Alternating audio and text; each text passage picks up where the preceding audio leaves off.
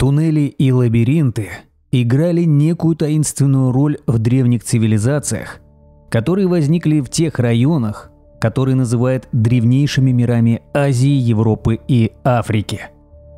Кто может с точностью сказать, что именно жрецы-императоры древнего Перу узнали или унаследовали от исчезнувших цивилизаций, от коих не осталось ни имени, ни даже призрачной тени?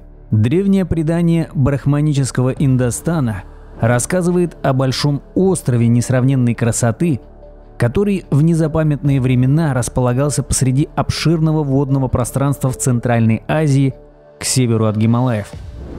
Там якобы обитала раса гигантов, но между ними и материком не было иного сообщения, кроме как через туннели, которые лучами расходились от острова во всех направлениях.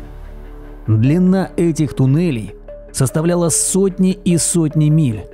Говорили, что входы в эти туннели сохранились среди руин древнего города Индии Эллоры, Элефанты и пещерной Аджанты. У племен внутренней Монголии до наших дней сохранились предания о тоннелях и подземных мирах. Одна легенда, если это легенда, гласит, что тоннели ведут в подземный мир, возникший еще до Великого потопа.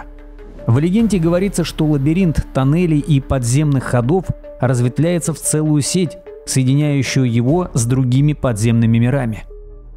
Так что же это за древние туннели, которые располагаются по всему миру, и о них сказано в легендах всех народов? Именно об этом сегодняшнее видео.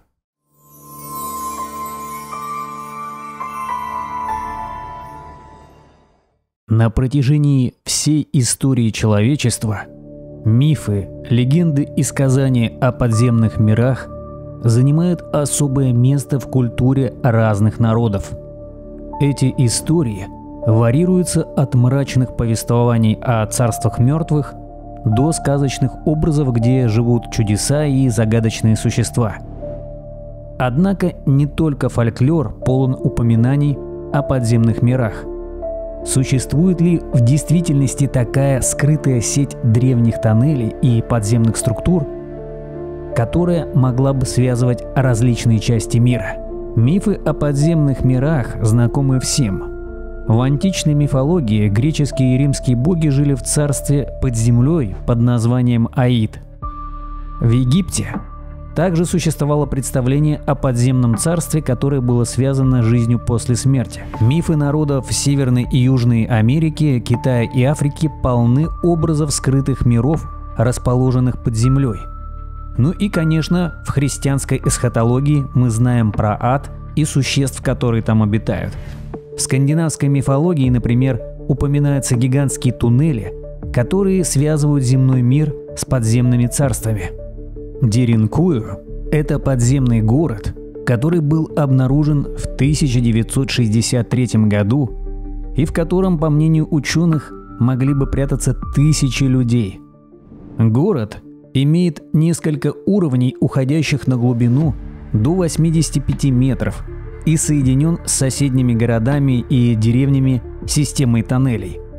Считается, что этот город мог быть использован как укрытие во времена войн и нападений, однако его происхождение до сих пор остается загадкой.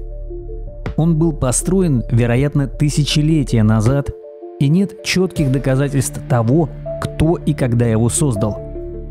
Туннели и комната Деринкую простираются на несколько километров вглубь земли и включают такие элементы, как вентиляционные шахты, склады для хранения пищи, питьевые источники и даже места для жилья. Интересно, что в некоторых частях города обнаружены следы не только человеческой жизнедеятельности, но и загадочных символов, которые могут указывать на древние обряды и ритуалы. По мнению исследователей, система подземных тоннелей могла бы быть частью более масштабной сети, предназначенной для того, чтобы соединять различные регионы древнего мира. Турция не единственная страна, где обнаружены подобные подземные сооружения. В других частях мира также зафиксированы случаи, когда были найдены сложные сети тоннелей, которых не должно было бы быть согласно традиционным археологическим теориям.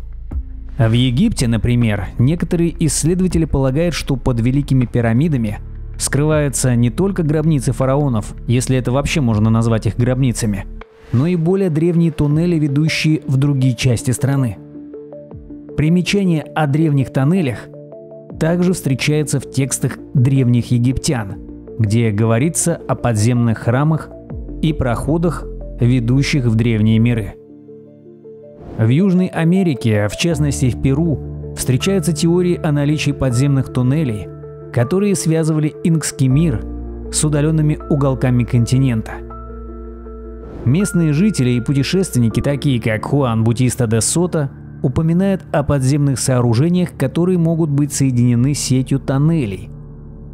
Однако помимо археологических находок, существует множество необъяснимых случаев, когда люди сообщают о встречах с подземными существами, о странных явлениях в пещерах или тоннелях, которые невозможно объяснить.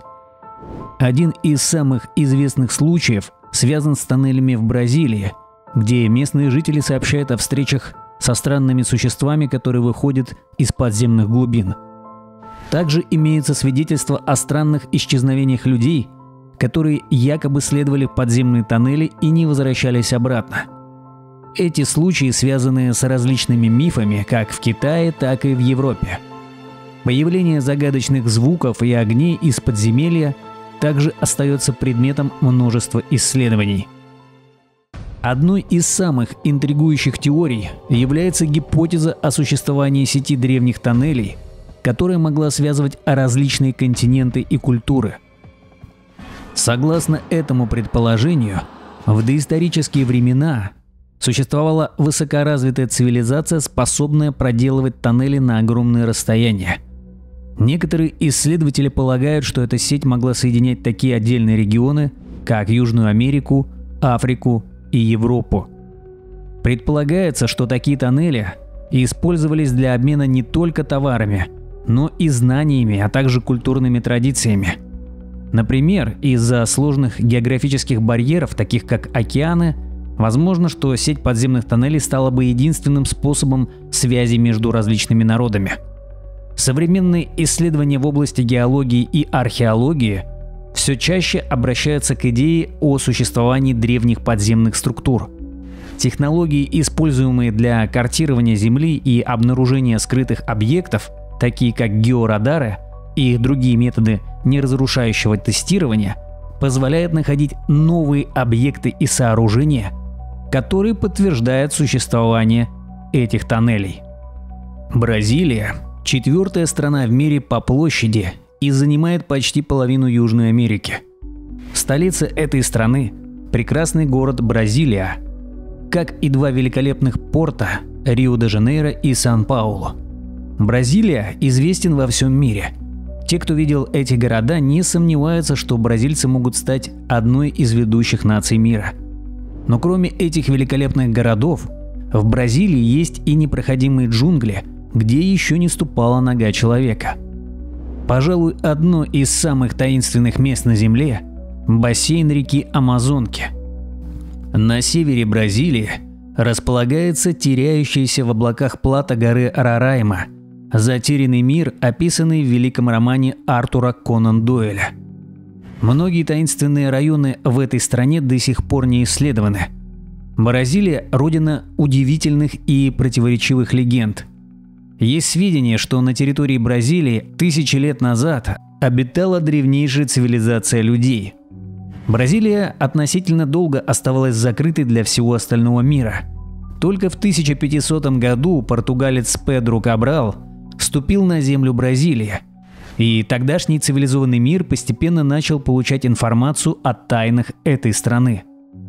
Гарольд Уилкинс в своей книге «Древнейшие тайны Южной Америки» пишет, что потомки Белой империи могут до сих пор проживать на загадочных землях Бразилии или на прилегающих к Андам территориях, или у истоков Амазонки.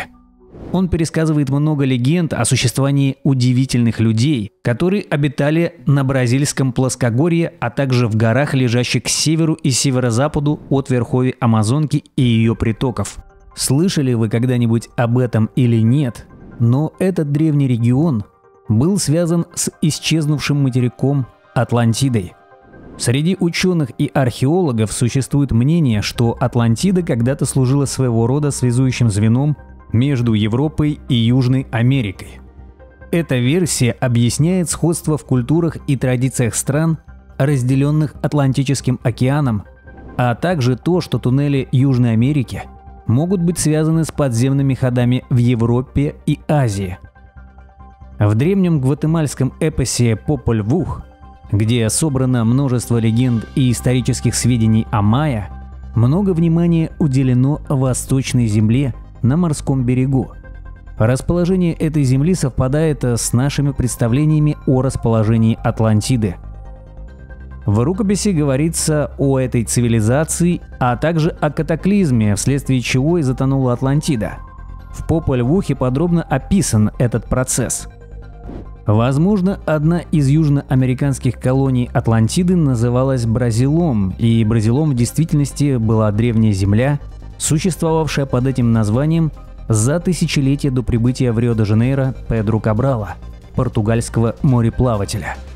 Существует также множество историй, хорошо известных жителям Южной Америки, рассказывающих о группе гигантов с золотистыми волосами, одетых в длинные черные мантии, которые появлялись на тех землях как раз перед Великим потопом, который залил землю тысячелетия назад. Маркиз де Надальяк в доисторической Америке сообщает читателю следующее. Во всех собранных мною легендах фигурируют бородатые бледнолицые чужестранцы, по ошибке принимаемые за буддийских миссионеров. И как интересно получается, все эти истории о гигантах совпадают с концепцией о том, что на Земле некогда жили нефилимы, дети падших ангелов от земных женщин.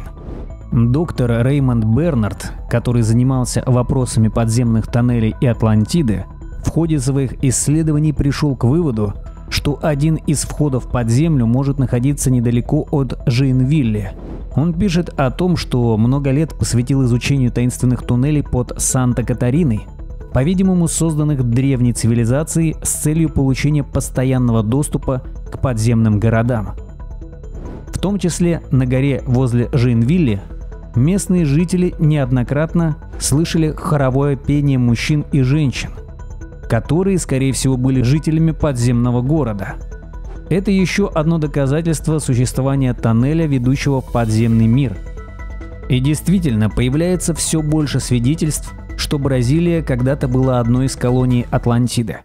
Кстати, если вы любитель альтернативной истории, практики заговора, которые сегодня происходят в мире, то обязательно подпишитесь на наш телеграм-канал, потому что там всегда свежая информация и интересные факты. Ссылка в закрепленном комментарии под видео. Уфологи Кавказского региона определили, что под хребтом Уварова у горы Арус находятся тоннели, один из которых ведет по направлению именно к Крымскому полуострову, а другой пролегает через Краснодар, Ейск и Ростов-на-Дону до самого Поволжья. Это не единственные туннели на Кавказе.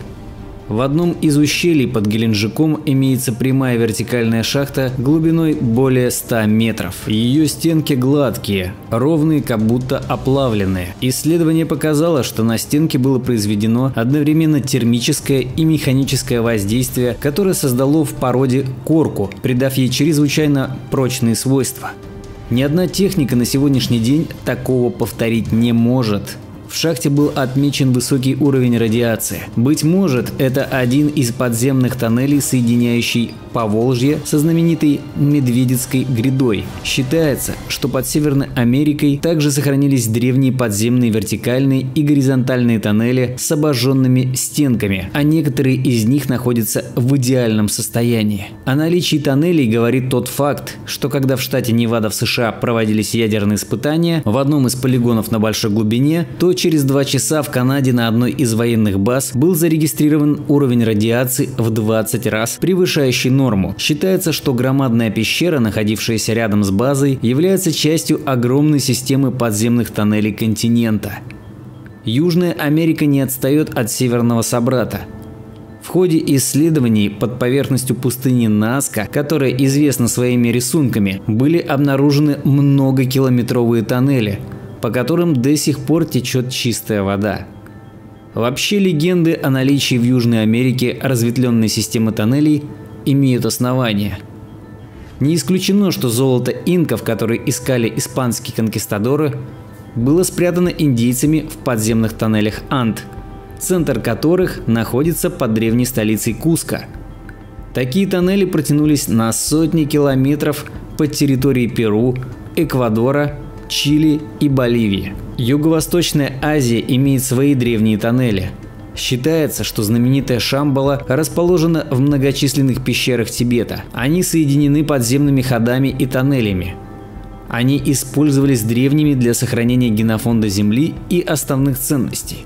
По одной из версий, посвященные не раз упоминали о хранящихся в тоннелях необычных средствах передвижения. Подземные тоннели и египетские пирамиды также могут быть связаны. Последние исследования показывают, что под пирамидами внутри плато Гиза скрыты доселе неизученные подземные сооружения. Возможно, сеть подземных тоннелей, выходящих из пирамид, распространяется на десятки километров и протягивается в сторону Красного моря и к берегу Атлантического океана. Тоннели Южной Америки, уходящие под дно Атлантики, могут идти навстречу и египетским.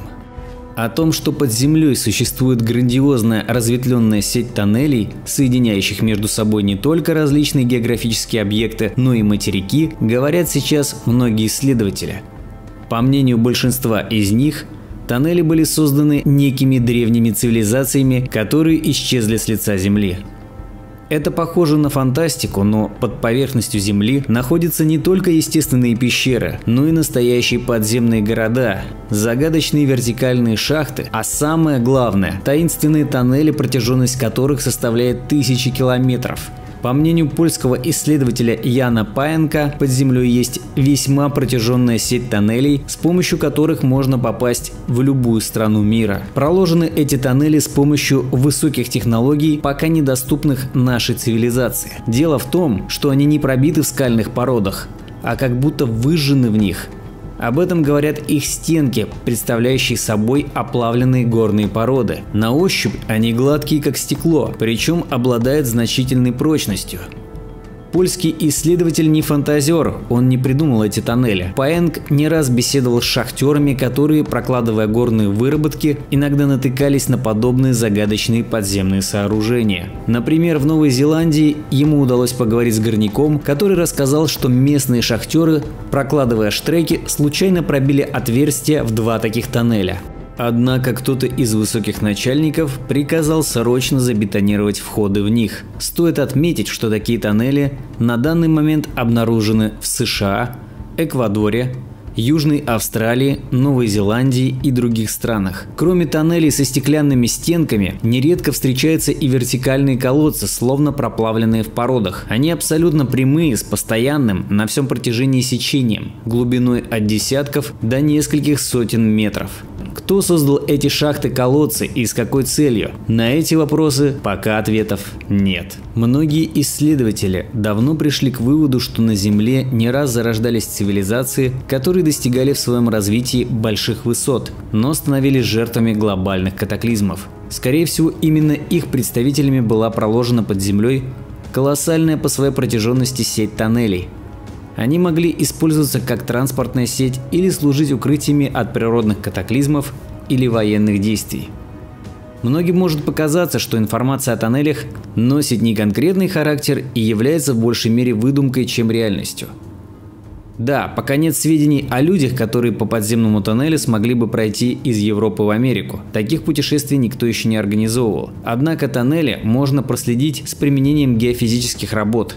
Обнаружить их с помощью специальных снимков из космоса, экстраполировать их протяженность и направление по найденным в разных точках фрагментам. Есть и конкретные примеры обнаружения тоннелей. Вот, например, что пишет академик РНН Евгений Воробьев. Известно, что в послевоенные годы было издано секретное постановление Совмина СССР о строительстве тоннеля через Татарский пролив, чтобы связать материк с железной дорогой с острова Сахалин. Со временем секретность сняли, и доктор физико-технических наук Берман, работавшая там в это время, поведала в 1991 году в своих воспоминаниях Воронежскому отделению мемориала, что строители не столько строили, сколько восстанавливали уже существующий тоннель, проложенный в глубокой древности, чрезвычайно грамотно, с учетом геологии дна пролива. Упоминалось и о странных находках в тоннеле, непонятных механизмах и окаменелостях животных. Все это потом исчезло в секретных базах спецслужб. Есть предположение, что этот таинственный тоннель вполне мог идти через остров Сахалин прямо в Японию, а то и дальше. Гигантскую сеть в глубинах Земли также обнаружили на Алтае, на Урале, в Киргизии, Пермской области и даже в пустыне Сахара. При этом речь вовсе не идет о каких-либо археологических находках тех городов, которые когда-то существовали на Земле, а конкретно о подземных тоннелях со странными сооружениями. Но как же были созданы эти постройки, ученым до сих пор неизвестно. И вполне вероятно, что речь идет о таких технологиях, которые человечеству недоступны. Исследованиями загадочных тоннелей вплотную занимался и аргентинский этнолог Хуан Морец, который не только изучал, но даже нанес на карту всю систему тоннелей, найденных им в Марано-Сантьяго. Вход в подземелье прорублен в скале и спускается вниз на 250 метров. На разных его уровнях есть небольшие площадки, от которых ведут прямоугольные правильные отводы, сворачивающие только под прямым углом. Общая их протяженность доходит до сотен километров, поэтому они смахивают на лабиринт. В отшлифованных гладких стенах предусмотрены вентиляционные отверстия, расположенные строго, периодично и работающие по сей день. Идентификация таких древних тоннелей является делом непростым и требующим всесторонних знаний. Надо сказать, что процедура эта достаточно реальна, если учитывать один факт.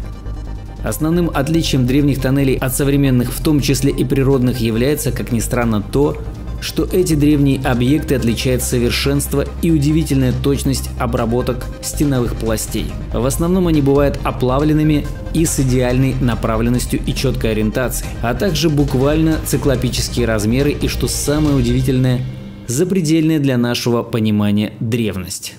Экспедиция ученых-спелеологов в 1971 году на территории Перу обнаружила пещеры, вход в которые преграждали скальные блоки. Преодолев их, исследователи обнаружили на глубине около 100 метров огромный зал, пол которого был выложен блоками со специальным рельефом.